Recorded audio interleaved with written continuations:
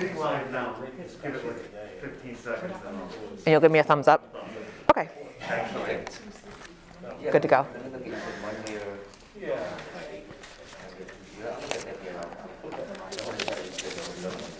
Okay, yeah. Here's the thing. Al, do you want to kick us off? Justin has us live streaming. Oh, okay. I posted on Okay, thank you. Parent Square. We're ready to Okay. go. I don't know if you want to kick it off or. I'll kick it off. Okay. Perfect. Well, thank you so much for coming out this evening. Really appreciate you all and our live audience. Tonight, we're going to be meeting for the next several months until June, and we're going to be talking through listening and learning. We want to learn from you all as parents and hear what you have to say, and then come back and report to you about the things that we've discussed. We're going to touch on a couple of those things that we discussed last time. I think of these sessions, my name is Al Tompkins. I'm the family support person, and I'm here with Carrie Messler, and she'll introduce herself. She's the principal of William Keane Elementary School. Again, we're delighted to be with you and to be able to have this conversation. I think of our times coming together of not only us informing you as to the direction and things that we're going as a district. I have some things over on the side about expectations. Some of our parents ask us about, what's the expectation of a first grader? And what should they know how to do at the end of first grade? And those types of things. So I have a list of those things over there, but also we give this information out weekly, and it's in the superintendent's briefs.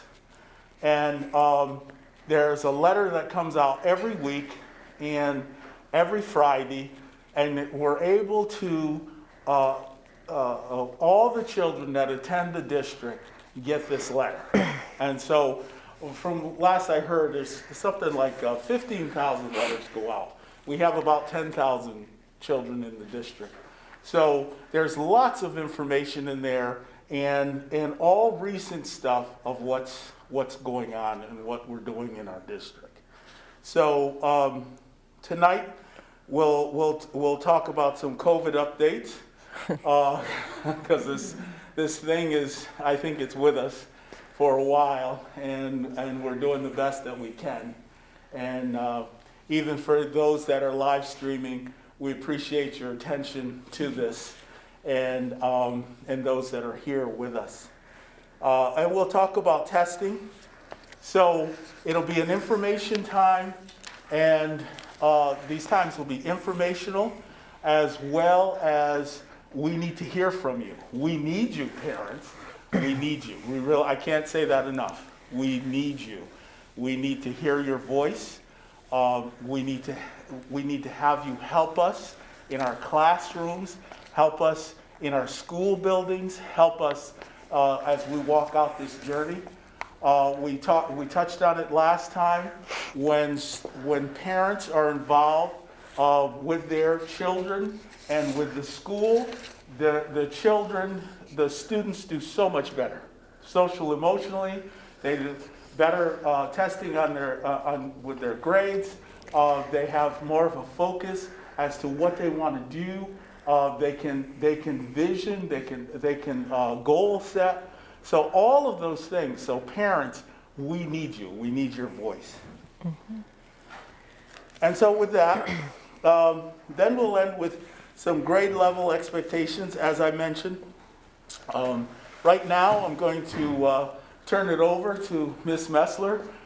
We have Mr. Cortez, who's behind the camera, and we really appreciate him being here this evening, and as we do this live stream. We also have Dr. Cotto with us, which is he's our our family support. He's my boss, but he's also oversees a whole department of engagement and equity and integration. So without further ado, Ms. Messler. Thank you, thank you. So I'm Carrie Messler. I'm the principal for William C. Keane Elementary School.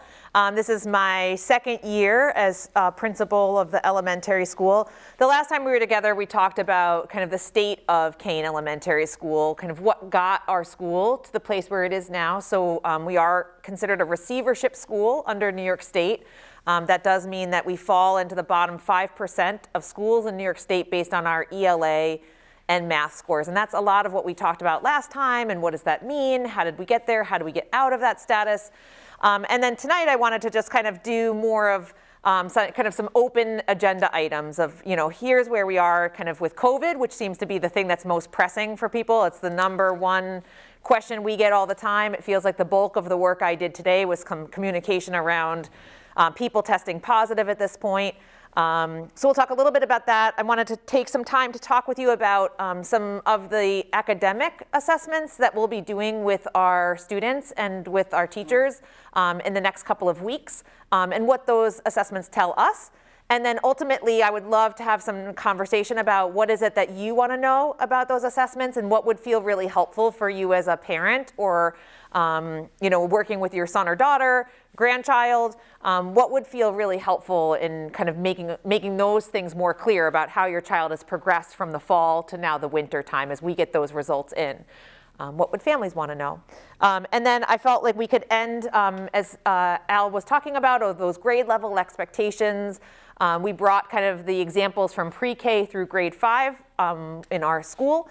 But certainly the website has everything from 18 months all the way until 12th graders. And so it's a really valuable resource on our website that allows and helps families see kind of what are some of those expectations that New York State sets for us, but that we would also say is mile markers for kids kind of throughout the course of their years here in Schenectady.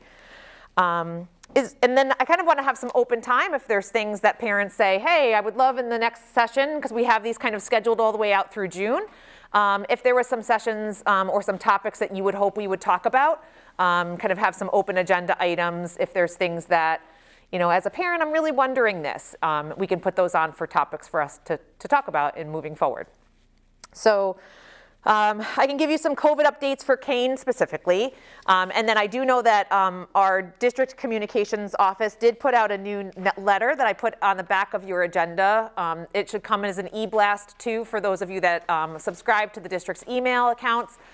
There's brand new updated protocol information hot off the press as of tonight. And this is all kind of coming into your inboxes, in the next hour or so. But it kind of helps us understand a little bit more clarity that we've gotten from the Department of Health or from the CDC around isolation and quarantine periods and testing to return to school. So I can tell you that this week, all of you should have received our COVID-19 home antigen test. This was sent home for kindergarten, for pre-K through grades 5. We did send this home in students' backpacks. Each of these boxes contain 2 tests. These tests are really for families that if you have your son or daughter, your grandchild is experiencing symptoms, you can use this test to see if they are testing positive. It's a nose swab. On our Parent Square app, we did put a video that Mr. Cortez put together for us of what it looks like to administer this test. Almost like a Q-tip right up the nose. I think you swirl it around a few times, put it in a jar, and it should tell you within, I think it's 10 to 15 minutes if you have a positive result for COVID-19. So these are tests that went home in backpacks. We also sent a letter home for families if they wanted to opt out of these tests. It's nothing that anybody has to do. It was just to help support families to learn more if they were nervous or they weren't getting necessarily tests at the local CVS or Walgreens, or I know that the on-call centers are a little crowded at this point too. So we were hoping that this would help support, provide some relief for families as our governor had promised that we were going to be getting. So that's some kind of district information and some building-based information, what it looked like for our school. At this point, we have in the last week or so, we've had 4 positive cases at our building. And that does enact a full isolation period for those students that are positive, but it also enacts a tracing for us in the building. So what we do is we follow the guidelines out of the Schenectady County Department of Health, and we trace everywhere that that child or that adult that was positive has been in the building. And so we look to seating charts that the teachers have, if they've moved from the desks to the carpets, to music class, to PE, to the buses. All of that we look to see if they were within 3 to 6 feet of one another, if they had their masks off for more than 15 minutes, and what the level of exposure was for children in our building. If we do know that they've been kind of exposed for more than 15 minutes to a child or an adult who has tested positive for COVID-19, children who are unvaccinated would be required to go into a quarantine based on the Schenectady County Department of Health. At this point, we have, as of today, we have quarantined about 55 students at Keane Elementary School based on those 4 cases that we've had in the last week. We have not necessarily, people often ask me, like, have you seen spread in the school? Are they getting it at school? And the answer right now is really no. We are still seeing what's called community spread. That means that, like, when I get together on the weekend, or I'm going to Grammy's house, or I'm going to play with my cousins or my friend's house on the weekend, over the holiday recess, people got together, they took their masks off, and we see a much higher spike. This is normal. This is what happened last year too. We see an uptick for a while, and then once we get back into kind of our routine, we all bundle up a little bit more. We'll watch this number probably go down. I think we're all watching to see what's happening with Omicron too, the new variant that we have with COVID, to see if it's a little bit more transmissible or contagious than some of the other COVID strains that we've seen. So we've had a pretty busy full couple days. The last time when we were together, parents were asking me about, what does this mean? So when my child gets sent home, what should I see as a parent for the experience? And so for these about 55 students that we have at Keane Elementary School that will be home for, well, I thought it was 10 days. This new letter might tell me it's not so many days, hopefully. The children will learn virtually. So all of the kids that went home today, either sent home or picked up, will have a Chromebook, and they will be able to access their Seesaw account. So in pre-K through 3rd grade, we use Seesaw. It's a platform, a virtual platform that the students can log into where teachers can post work for our students. Or in grades 4 and 5, they will log on to their Google Classroom and complete Google assignments. The teachers will also live stream. So teachers should be communicating with families to say, I will go live on a Google Meet from 8:30 until 9:15, and that would open up the classroom. There'll be other students on the Google Meet, and it would be live instruction with their classroom teacher for English language arts, reading time, but also math instruction. So that's what parents should expect. Things like phys ed, we will not be live streaming things like phys ed right now, or music class. We don't have the technology capacity to pull something like that off just yet. But it is something that the district is working on in the next year or so, that we could be able to do much more of that work over time. But for right now, we've really prioritized English language arts and math time for our students. And it also helps minimize the amount of screen time that the kids have with live instruction with their teacher, as opposed to independent work that they could be doing. Parents can also pick up packets from the teacher. Some of the teachers are preparing little packets for the students to be doing at home. For some of our youngest learners, it's easier to have something on paper to be doing as well as something on the computer. So our teachers are preparing that work as well. So if you have gotten the phone call, what would happen is if your child was vulnerable, meaning they came in contact with someone that tested positive for COVID-19, you did receive a phone call, either from my school nurse, Miss Lisa Center, or you would receive a phone call from me as principal, or you might receive a phone call from our instructional supervisor, Miss Abigail Turcott. So any of those options could have happened, but the parents or the adults have been notified if they came in contact with someone that tested positive for COVID-19. So I'll just kind of pause there to see if anybody's got some questions or things that they're wondering about, confusions. Great, thank you. On the back of the box, Yeah. it has an expiration date. Yep.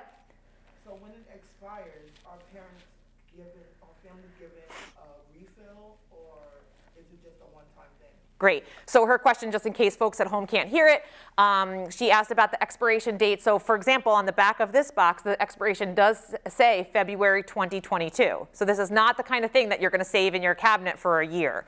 And so it's a great question. Right now, I think we're at capacity with a number that we've been issued from New York State.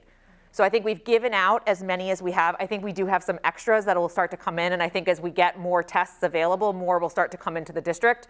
And so yes, I think the plan is to try to get out as many tests as we possibly can, because we know, I think all of New York State recognizes that the tests are what are helping us know, can we kind of go back to normal?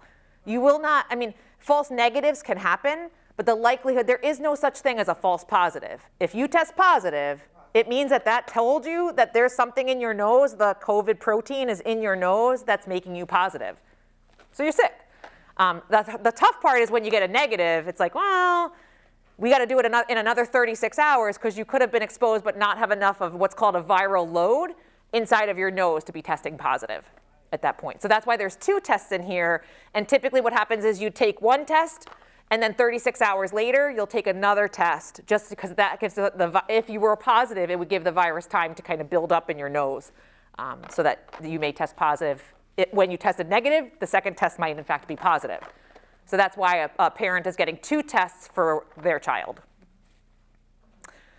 Great question. Yeah.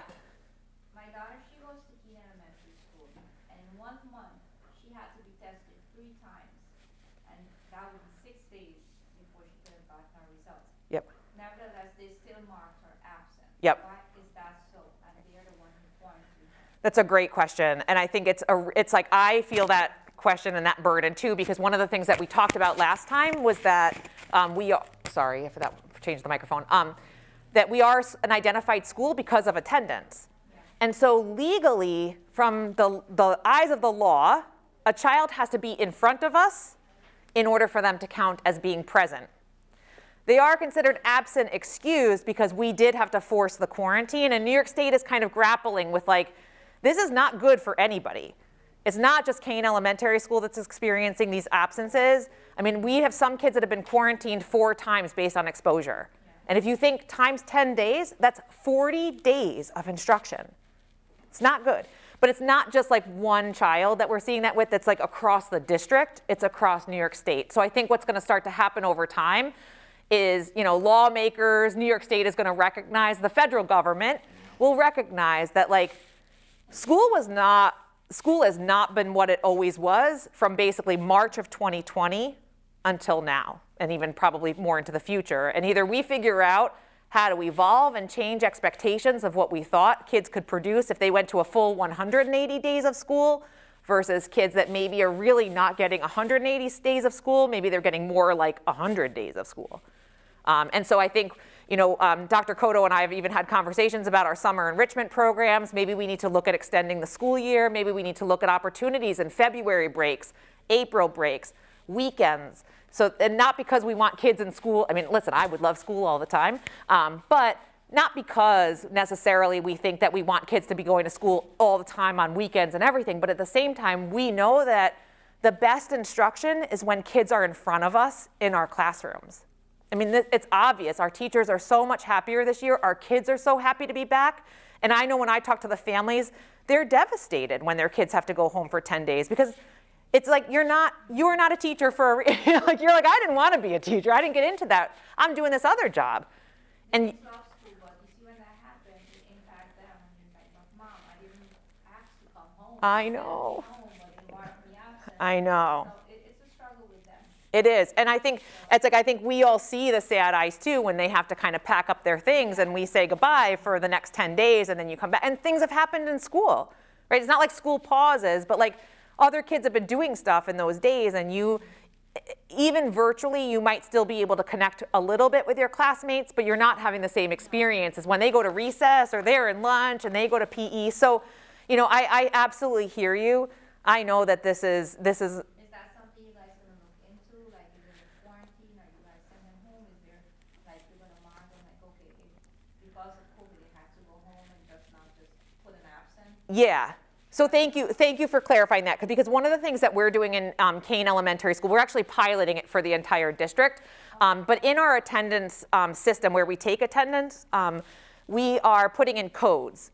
And so I can say absent, but maybe you told me you were going to Guyana for the winter recess and maybe you weren't returning right away, so we can put out of the country, right? Or we can put absent, but at a doctor's appointment, absent, but absent COVID positive, absent due to a quarantine. And that does help us filter over time, like what's happened, so that we could say, little Carrie Messler, while she was absent for 30 days, 30 of those, or she was absent 32 days, 30 of those 32 were related to a quarantine because of school, right? Or because of an exposure to COVID-19. Whereas you might say just a typical sick day, or we took this religious holiday off, we would be able to look at that differently. And parents will start to see through Parent Square, we're working with Parent Square, our app, in order to send attendance notifications that parents could fill out, like what are called those like old school like absentee notes, but parents could fill those out and send them back to us. Parents should start to see that happen around January 18th. So great question, thank you for bringing it up. Because it allows us to talk about something that we're actually trying out at Keane. So great question. And it'll help us over time. So say when your son or daughter is in 7th grade, what we are able to do is over time, we're able to look back. It's like, oh wait, but when she was in 3rd grade, she missed a lot of time, but she missed time because of COVID-19. You know what I mean? So that's a great question. 1 month she missed 6 days, and she was like concerned, and it's a child, all of my kids, they just love going to school, they were like, when the schools started open, we were like, all I'm seeing is heads. I want to go back to school. Yeah. I want to go back to school. Nobody wants to do virtual anymore. They just Nope. want to go back. It was like, okay, let's go. Yep. So I sent them all off, and they were all happy. But when it comes to this again, it's like, even the baby, he had to quarantine. Yep. I think it was just as school opened, he started doing his getting it. And Yep. They sent him home. They called back for him, and he was fine. Yeah. He went right back to school. Yeah. But are they going to be mandating these kids for vaccine, or how it's going to work? Seeing that we're on the topic, how is it going to work for the new school term? Yeah. So you said for mandated vaccines? Yeah, with the vaccine, how is it going to work with them being vaccinated or non-vaccinated? Great question. So if your child is vaccinated and they became exposed, like say someone tested positive that sits right at their table, for anyone that's vaccinated, you are allowed to come to school unless you become symptomatic. So the vaccine does allow much more opportunity for children to stay in school, even for our teachings. This is true for students, it's true for our teaching and learning staff.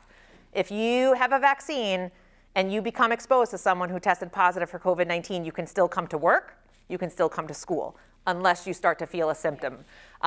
So yeah, the vaccine will definitely be something that allows children to be in school much more often.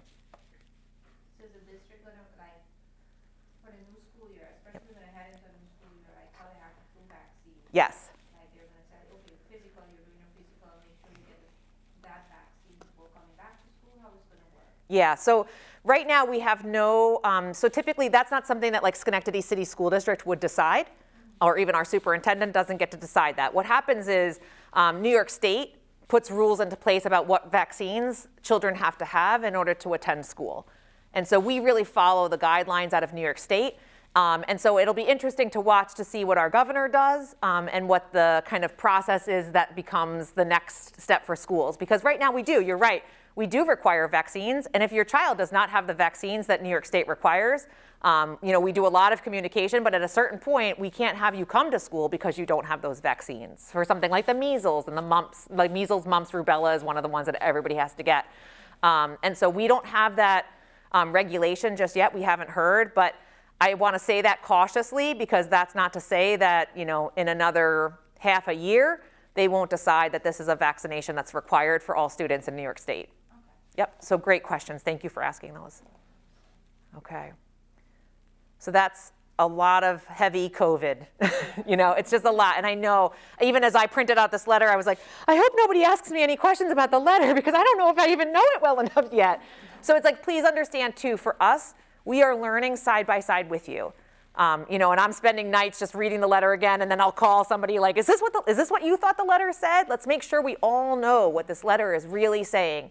Because if we write a letter and then, even on the bottoms of these letters, you'll see at the very bottom, if you flip the agenda over on the back, at the very bottom it says, subject to change anytime. And please understand that that's because our communications department is literally getting information from New York State, and then so New York State says stuff, and then stuff gets filtered into Schenectady County, and then Schenectady County makes decisions that then influence what we are able to do. So sometimes what happens is we have teachers that are like, well, in my kid's school, they're allowed to do X, Y, and Z. It's like, well, if you go to Albany County, or you're in Rensselaer County, or you're in Saratoga County, the rules could be different. And so we have to be, and so you might even have friends on Facebook that are posting something, and you're like, well, that's not what's happening at my kid's school. Well, that may very well be because your friend's kid is in a school that's in a different county, or different states have different rules too. So I think we're all taking in the most information we have ever had to take in a very short amount of time. So, thank you for patience around this, and we're doing the best we can. But again, one of the things I put on here is like, what helps make it more clear, right? Are these so people will say to us, oh, if you had an event in the community and we live streamed that event, maybe that would help. So that's what we're doing. Maybe a newsletter would help, so we make a newsletter, right? We have Parent Square app. We make different videos that we push out through YouTube. But if you're thinking of things that would be more helpful for you to know, or like, hey, you should put this on the district's Facebook page, or you should help make sure that people know to follow the district's Facebook page or Instagram account, or I would say TikTok, but I don't know if that we're really getting into TikTok just yet. But, I think it's one of those things where we're evolving with you, but wherever you're going for information, that's what we want to know, so that we're making sure that we're communicating clearly with families. So certainly, if something comes up in your mind and you're like, oh, you know what you should do is do this, I'm 100% open to anything we can do to make this clearer for families, for sure.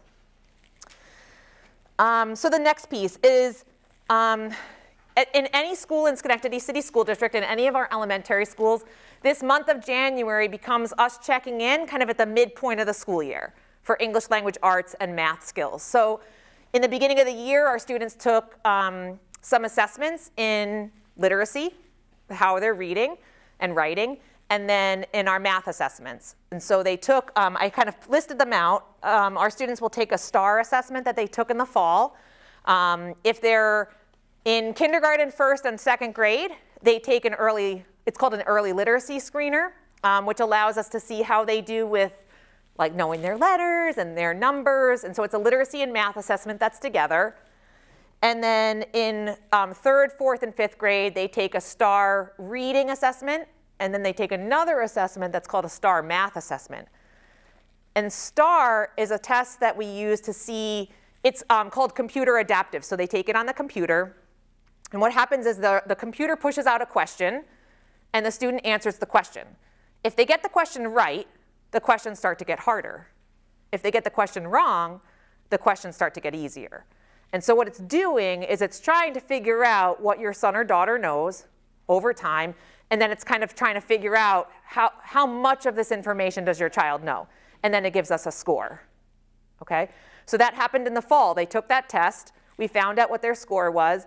And now in January, starting January 10th, they'll take another test. And then we'll start to see how did they do and where is that point. And the idea is that we're looking to see that they had growth from September until January. That like they've been learning things since they've come to school, they've put in effort and they've been doing their work and they've been going into their lessons and doing what they need to do, and that we would see growth over time in both math and reading scores. The other assessment that we do is called an Ela Interim. So this is a test that looks just like the New York State test, and they take this test in English language arts and they take this test in math. We did the English language arts test back in December, so we took one in the fall, in like October, and then we took another version of the test, different but similar sorts of like reading comprehension. They read a passage, answer some questions, and then they write a short response or an essay. And our students in second grade through fifth grade take that test. And that helps us know, because the computer test that we do with STAR just tells us how they do as a reader and with math instruction. The Ela Interim helps us understand how they do with reading and answer multiple choice questions, and then how they do when they have to write about that too. So that test is a little bit longer, and it's a paper-based. They take it on paper. And so at this point, we've administered the test in the fall, and we've administered the test in the winter for the Ela Interim. So we should have a growth score from how your child did in the fall to now how they did in the winter time. And that's on the English Language Arts test. And it also helps us know as a school, as we talked about last time, we are a school in receivership. It helps us to know how, are we on path? Or like, are we on track to do what we need to do to get off this list? And to me, it's not just about this list, but it's about making sure that we're teaching your children to read and to write. And it helps us know what else we need to do better for your children. And so these tests are really important for us to know and to see how well our instruction is meeting their needs, what we might need to do to adjust or modify for how they're doing. And it's just really great feedback for us as teachers. The math test, this will be the first math interim that they take. So we didn't bombard, so what was happening was when they came in the fall, we wanted to get some tests to see how they were doing. But we didn't want to welcome kids back after a year of being virtual and then be like, here's 60,000 tests that you have to take the first week of school. Welcome back. Here's a bunch of tests. So we waited on the math test a little bit. And so we'll administer our first math exam, other than the STAR assessment. We'll administer another math exam that looks like the math state test in January as well. Very similar to the ELA test. They answer test questions that look very much like the state exam. And that helps us to know how students will perform on the math state test as well. Bullet number 4 is two other assessments that we use. So I feel like this is kind of like, I try to compare this to going to the doctor. And like you go to your general care and you go for your general physical.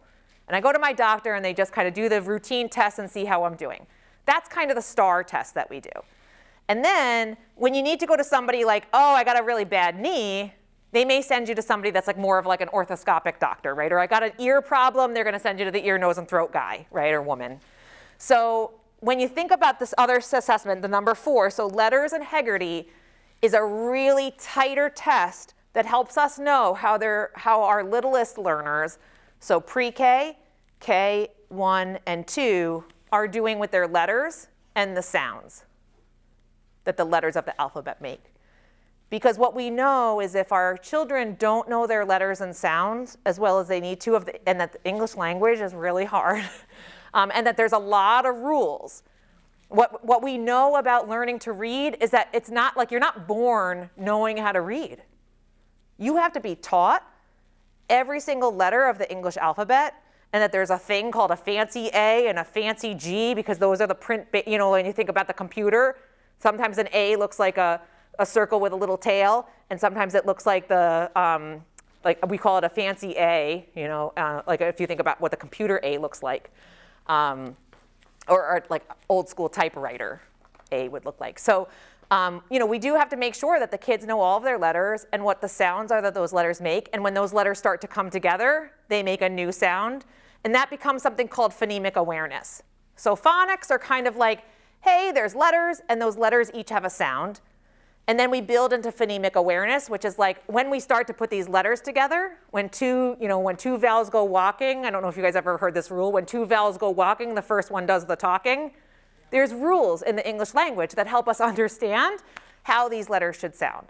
Or when you have an E, so take the word rake, like a rake, R-A-K-E, that E on the end of the word makes the vowel in the middle say its name, right? So it's just kind of like there are these rules to the English language that you have to be taught in order to know how to read both quickly and with inflection in your voice. So we teach that. And these 2 assessments help us know how do they know those letters, and that there's certain letter combinations that rhyme, and sometimes those rhymes happen at the beginning of the word, and sometimes those rhymes happen at the end of the word. And so these assessments are very, very specific to phonics and phonemic awareness. And so we do them, most of them we do with our youngest learners, but we do have students in 3rd, 4th, and 5th grade that are reading well below grade level. And so we administer these tests because we do find that there's 4th and 5th graders that do not know all of their letters and sounds. And those assessments, so again, we're going to finish those in the month of January, and that'll help us get a picture of where your child was in the fall and where they are now in the winter. And so I'm going to pause there too to just kind of see if there's questions, but also kind of what I feel like is if I were a parent, I would want to know, like, do these tests come home? Do I get to see these? Do I find about this on the report card? Where does this information go? So I'm just kind of curious from your perspectives, what do parents want to know about some of these? Do you feel like these are things that just the school should know? Or as a parent, do you want to know this information, and what would be the best way for you to know it? You know, it's like I feel like every time I read about all the different types of COVID tests you could take, I kind of think to myself, well, I mean, just tell me if it's bad or good. Like, tell me if I'm positive or negative. Like, I don't need to know what this one does or what this one does. But I think that there are people that definitely need to know that each of these tests might tell me something different and just a little bit about what I need to know. So I'm just kind of curious from your perspectives, what would be helpful? What would you like to know? And how can we help in the month of January to get you this information in ways that, that you would want?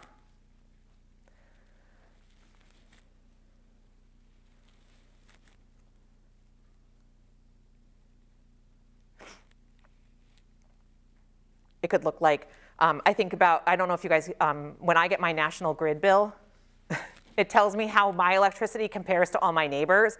And I'm not sure about you, but I don't know if it's just me that I seem to use the most electricity in the entire neighborhood. But it helps me know, like, how is my electricity doing compared to all my neighbors?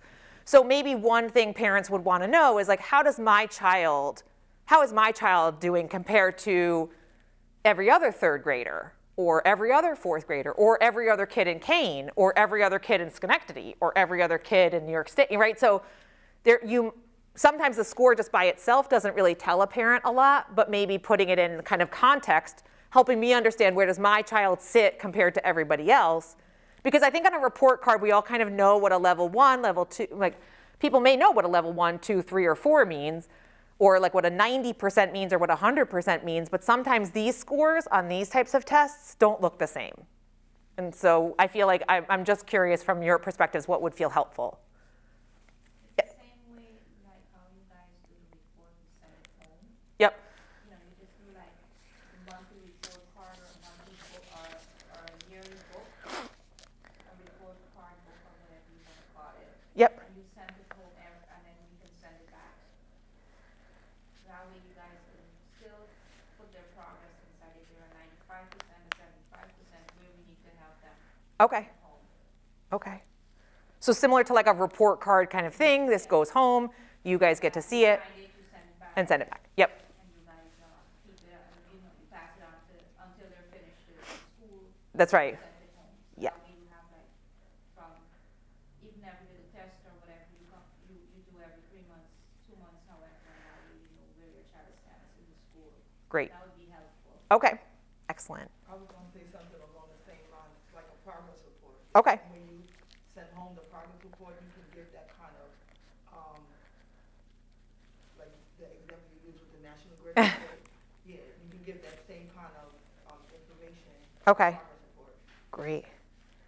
And parents want to know also, you know, with the progress report, they don't want to wait till the end of something. They Right. want to know if it's weekly, bi-weekly, monthly. Yep. Something where it's just when you have the testing done and then they come and they get the test results, what happens in between? Then Yep. they want to know, well, if my child falls under, what are we going to do about it? What is the school going to do about it? What can we do as parents? Great. Mhm. I like that. Yeah. And I think that idea is like, I think that that's the thing that usually happens is like, okay, thank you for sending me the score, but now what am I going to do about it? Like, what are you going to do about it too, right? So it's what is the school's response? I think with report cards, typically we do parent-teacher conferences right around the same time, so you can get the report card, you can come in, you can have a conversation, and that allows the teacher to tell a little bit about what they're doing. But this is a little bit different, so I like that, where you could see kind of the score. Here are some things that we're doing at school, and then here's some helpful things that parents could do to support at home too. Great point.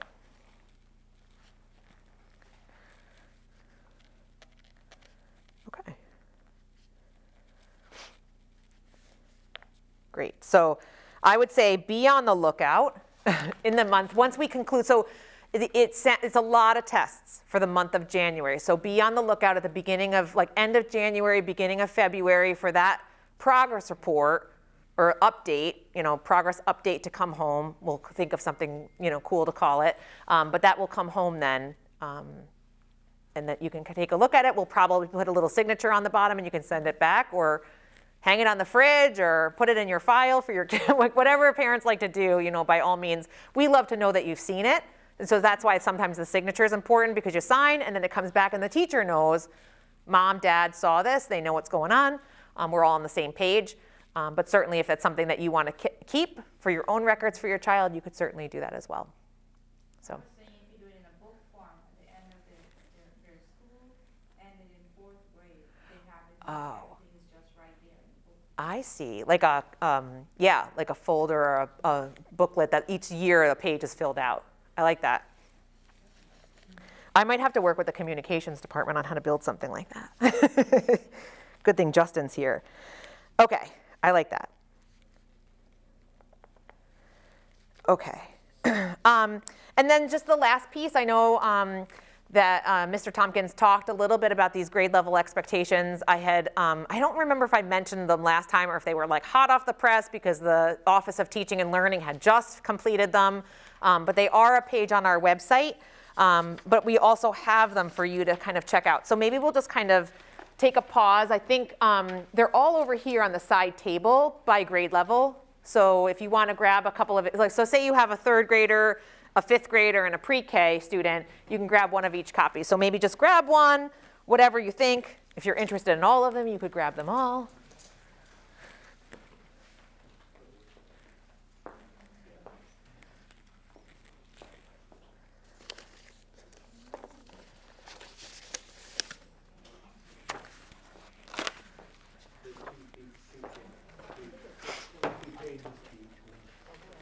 I had extra ones. I have all of them here if you, Okay. yep, they're all kind of separate.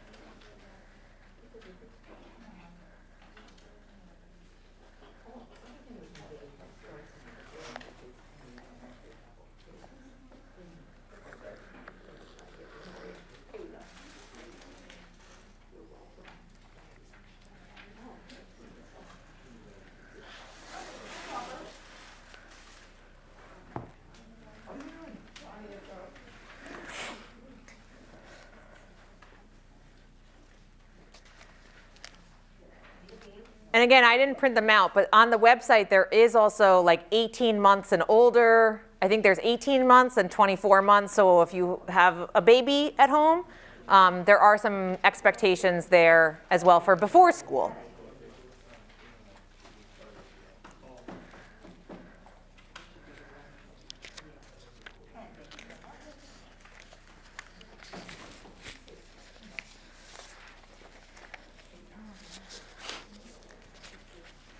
And these also go all the way up to 12th grade. So if you've got also a junior, you could look up the 11th grade expectations as well.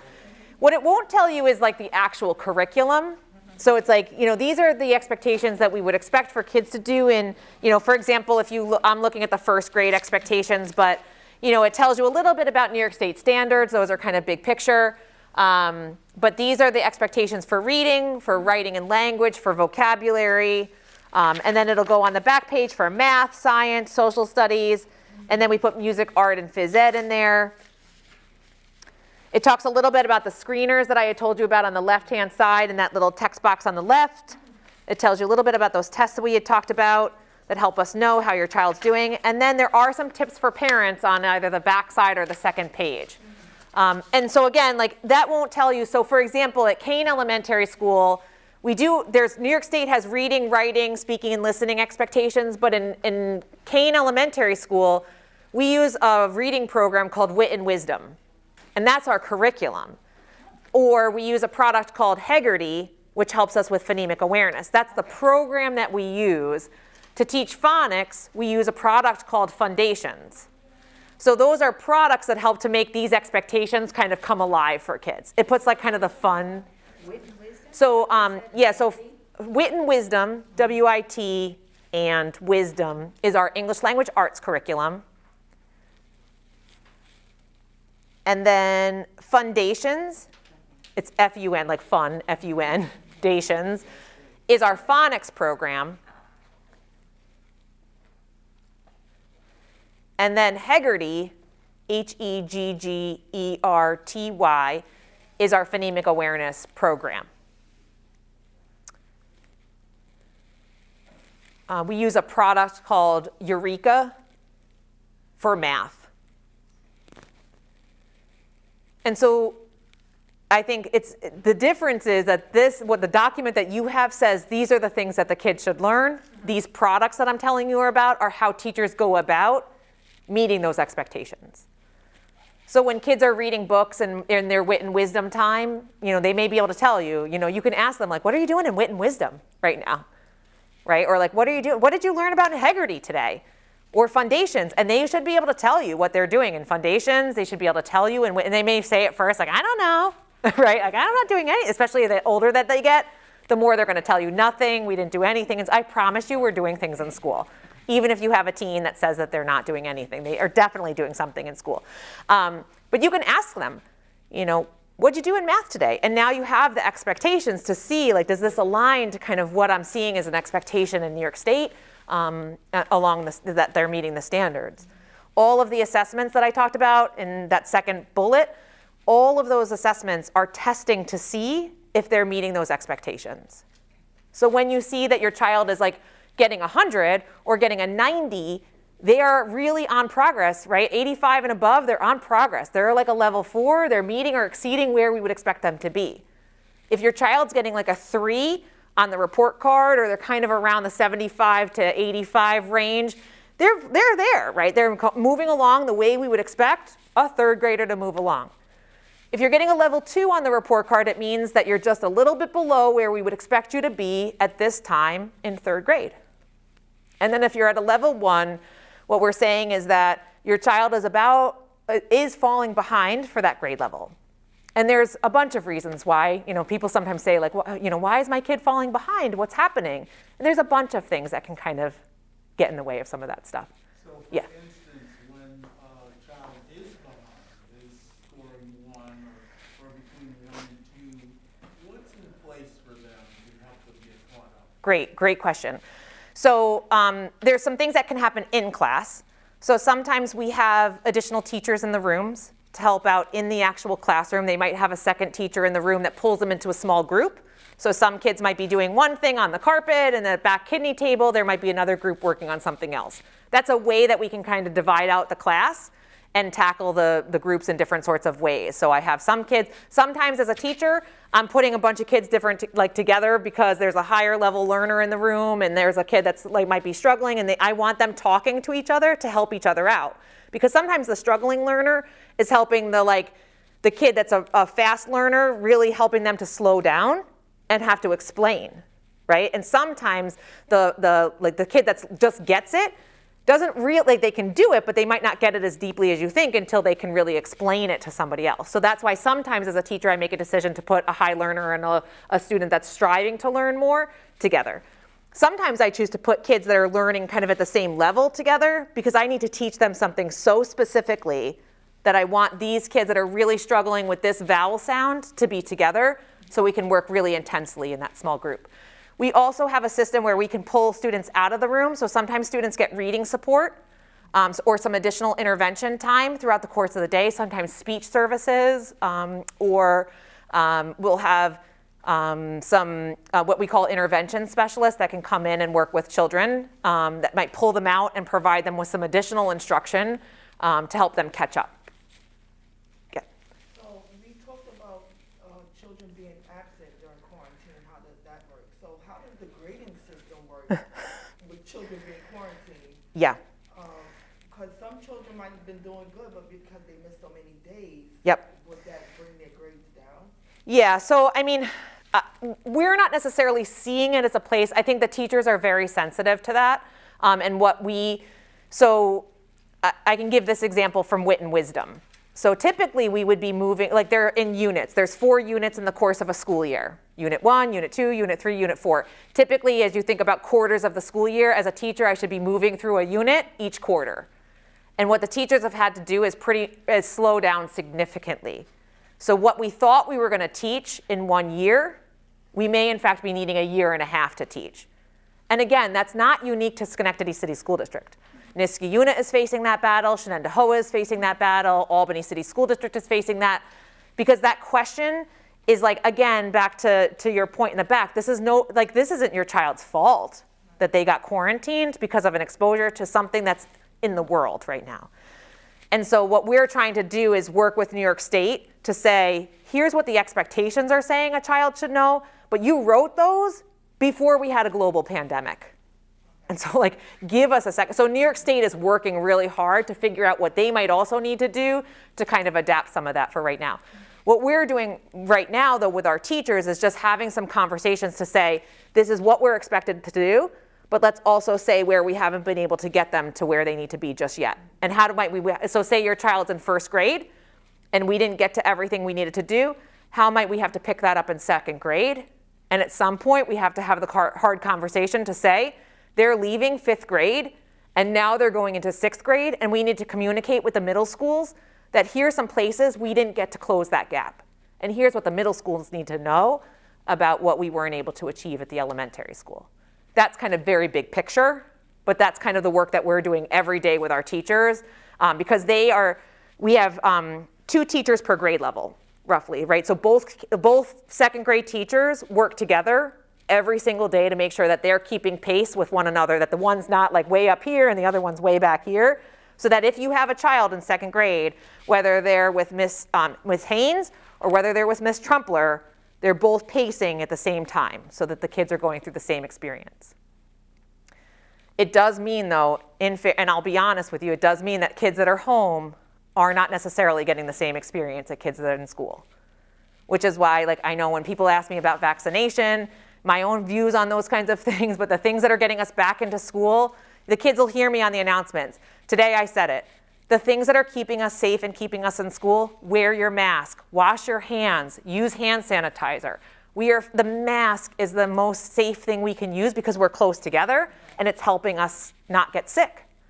That's why when at the beginning of this meeting when I started out, we're not seeing school spread. We are not seeing COVID spread inside the schools right now. And I can say that with confidence because I watch it. I can watch a cluster and I know who's testing positive. And right now they're very isolated cases. We had brothers and sisters. That's who tested positive. That's a family. That's a home situation that's out of our control. That doesn't mean that there's anything wrong with that family or that family did anything wrong. It just means that that's where we're seeing it. But I can tell you in school, the kids are awesome about their masks.